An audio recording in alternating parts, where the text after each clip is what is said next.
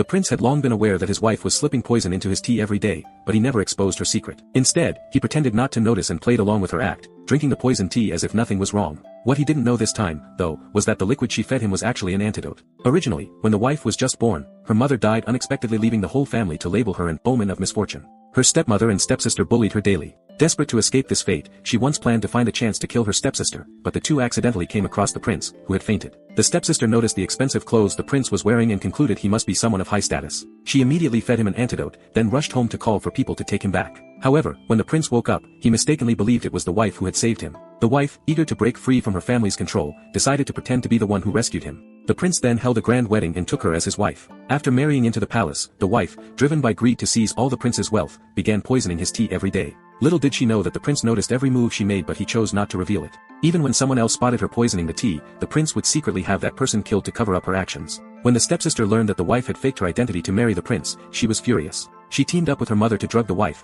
then called two beggars in an attempt to violate her. But when the stepmother brought a crowd to catch them in the act, the only one who ran out of the room was the stepsister, while the wife stood safely beside the prince in front of everyone. It turned out that the stepsister had rushed into the room to humiliate the wife and check on the situation, only to be locked inside by the wife. The wife had long discovered the mother and daughter's plot and decided to turn their plot against them, successfully making the stepsister humiliate herself in front of the crowd. Enraged, the stepsister tried to rush forward to hit the wife, but the prince kicked her to the ground with one foot. This pushed the stepsister over the edge. She broke into the prince's room that night and exposed the truth about the wife faking her identity. The wife braced herself for punishment, but to her surprise, the prince grabbed the stepsister by the neck. He had known the truth all along, he just loved the wife so much that he chose to help her hide it.